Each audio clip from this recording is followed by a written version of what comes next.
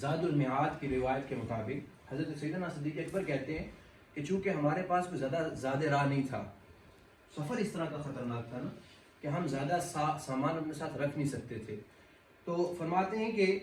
جب ہجرت کا 5واں دن تھا، یہ والا واقعہ 5ویں دن پیش آیا، چلتے چلتے کہتے ہیں ایک صحرا میں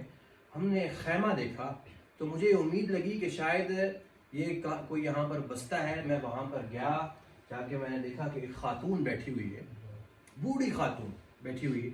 تو میں نے جا کر کہا اماں جان آپ سے گزارش ہے، ہم مسافر ہیں، سفر کر رہے ہیں، تو گزارش یہ ہے کہ آپ ہم سے قیمت لے لیں، کوئی چیز اگر کھانے پینے کی ہے تو ہمیں دے دیں، ہم کھانا کھا لیں گے، ہم بھی کھائیں گے، ہمارے ساتھ جو اور دوسرے مسافر ہیں وہ بھی کھائیں گے۔ تو وہ بوڑھی خاتون جو ہے پہلے تو انہوں نے مسافروں کو دیکھا، پھر کہنے لگے کہ بیٹا یہ سامنے ایک بکری کھڑی ہوئی ہے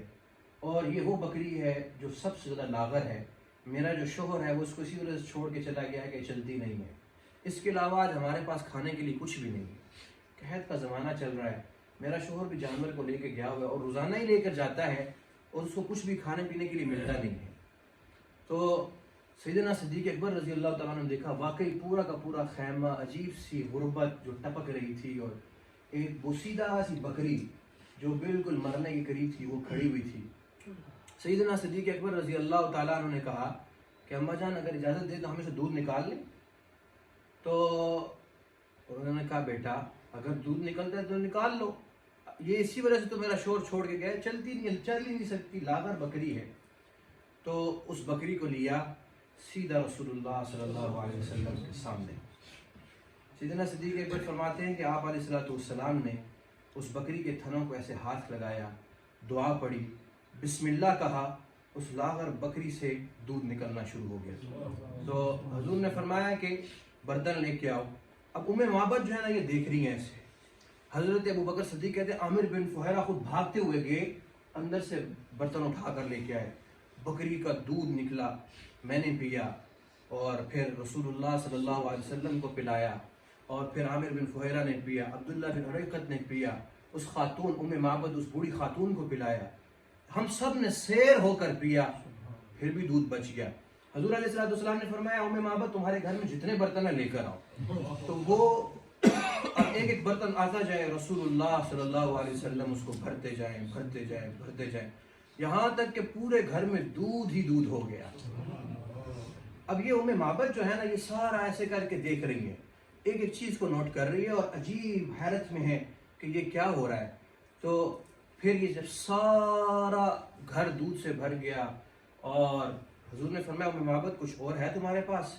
کہا کہ خدا کی قسم اے خوبصورت چہرے والے، اگر میرے پاس کوئی برتن ہوتا میں تمہارے سامنے پیش کرتی، اب میرے پاس برتن ختم ہو گئے ہیں، لیکن برتن ختم ہو گئے ہیں، وہ دودھ وہ ختم نہیں ہوا۔ رسول اللہ صلی اللہ علیہ وسلم کے ہاتھوں کی برکت تھی۔ یہ چلے گئے یہاں سے، یہ قافلہ نکل گیا یہاں سے انہوں نے آگے کا سفر شروع کر دیا، لیکن پیچھے ایک عجیب و غریب بات ہوئی۔ شام کے ٹائم ان کے شوہر ابو معبد وہ آئے تو انہوں نے دیکھا آج تو منظر ہی بدلا ہوا ہے کہ معبد جو روزانہ ہی پریشانی کی حالت میں بیٹھی ہوتی تھی آج بڑے استقبال کر رہی ہے وہ بوڑھی عورت، اور وہ جو ہی آئے دیکھا کہ برتن ہی برتن لگے ہوئے ہیں اور دودھ ہی دودھ ہے، تو وہ کبھی معبد کو دیکھیں، کبھی ان برتنوں کو دیکھیں، کبھی دودھ کو دیکھیں، کبھی اپنی اس بکری کو دیکھیں، اور کبھی ان بکریوں کو جن کو چرا کر لے کر آئے ہیں ان کو دیکھیں، تو عجیب سا منظر۔ تو انہوں نے کہا کہ یہ کیا ہے، یہ سارا کیا مسئلہ ہے یہ؟ تو معبد نے کہا کہ آج کوئی آیا تھا ہمارے گھر، تو کہا کون تھا؟ حضرت معبد نے فرمایا مجھے ان کا نام تو معلوم نہیں ہے، نہ میں نے نام پوچھا ہے۔ تو حضرت ابو معبد نے فرمایا صفلی مجھے بتاؤ تو صحیح ہے کیسے، وہ دکھتے کیسے تھے؟ تو معبد نے نا وہاں پہ رسول اللہ صلی اللہ علیہ وسلم کا حلیہ بیان فرمایا، یہ وہ حلیہ جو ان کے دل کی آواز تھی۔ ایک بدو خاتون جو شہر سے کوسوں دور، اس نے بس جو کچھ دیکھا اس نے اسی طرح سے بیان کر دیا، اللہ نے اس کو آگے اسی طرح ہم تک پہنچا دیا۔ تو یہ جو حلیہ ہے نا آپ صلی اللہ علیہ وسلم، کیونکہ حضور کو جانتی نہیں تھی، حضور کو دیکھا ہوا نہیں تھا،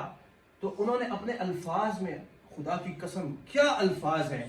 کیا الفاظ کہے ہیں، کسی زبان میں اس کا ترجمہ نہیں ہو سکتا۔ عربی میں ہے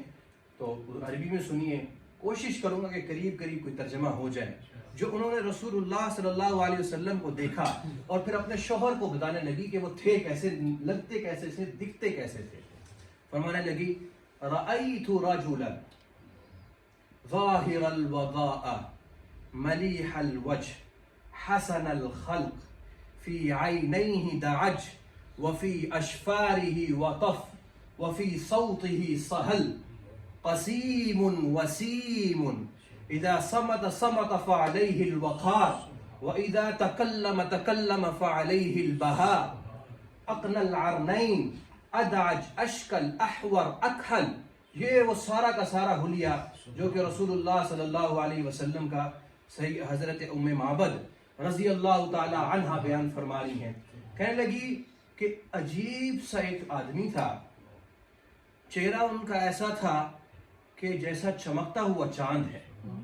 چہرہ ان کا ایسا تھا جیسے چمکتا ہوا چاند ہے، اور رنگ ایسا تھا نہ اتنا سفید کہ برا لگے نہ ہی گندم گو کہ برا لگے، بلکہ درمیانہ سا ملیح الوجہ، خوبصورت رنگ تھا. اور اذا تکلم تکلم وفی صوتہ سہل وفی اشفارہ وطف، اور ایسا دکھتا تھا کہ میری آنکھ نے آج تک ان جیسا دیکھا ہی نہیں ہے. یہاں دو باتیں بیان کی، قسیم وسیم. دیکھیں قسیم اور وسیم ذرا دیکھیے، حضرت علامہ بخاری رحمۃ اللہ علیہ نے اور فتح الباری میں علامہ ابن حجر رحمۃ اللہ علیہ نے ان دونوں کا بیان کیا، قسیم اور وسیم. اس کا اردو میں ترجمہ دونوں کا یہی ہوتا ہے، خوبصورت. لیکن قسیم اسے کہتے ہیں جو خوبصورت دکھتا ہو، اور وسیم اسے کہتے ہیں جو ہر طرف سے خوبصورت دکھتا ہو.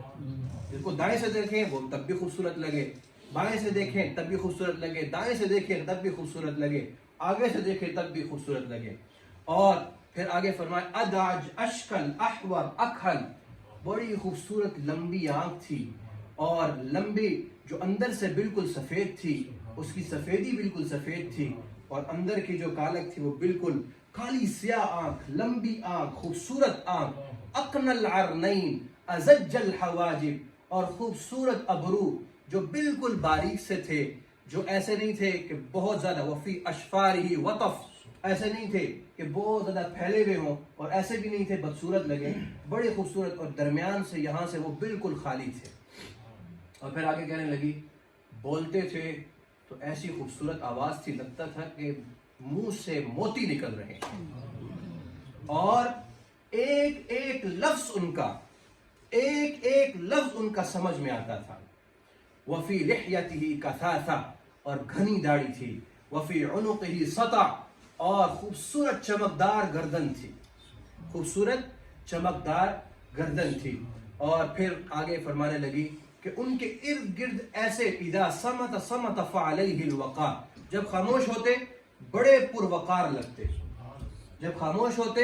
بڑے پروقار لگتے، بڑے خوبصورت لگتے. بولنا شروع کرتے تو ایسے لگتا کہ جیسے موتی ایک دوسرے سے بندھے ہوئے اور وہ نکل رہے ہیں. ان کے ارد گرد ایسے لوگ تھے، تبادروا علیہ، حکم کرتے تو جان چھڑکتے تھے،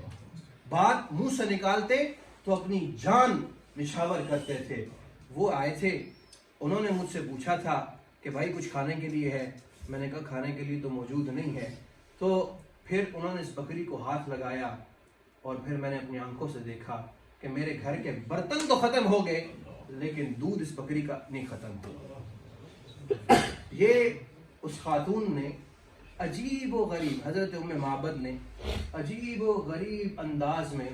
رسول اللہ صلی اللہ علیہ وسلم کو بیان. یہ دراصل میرے اور آپ کے لیے کہ میرے نبی دکھتے کیسے تھے،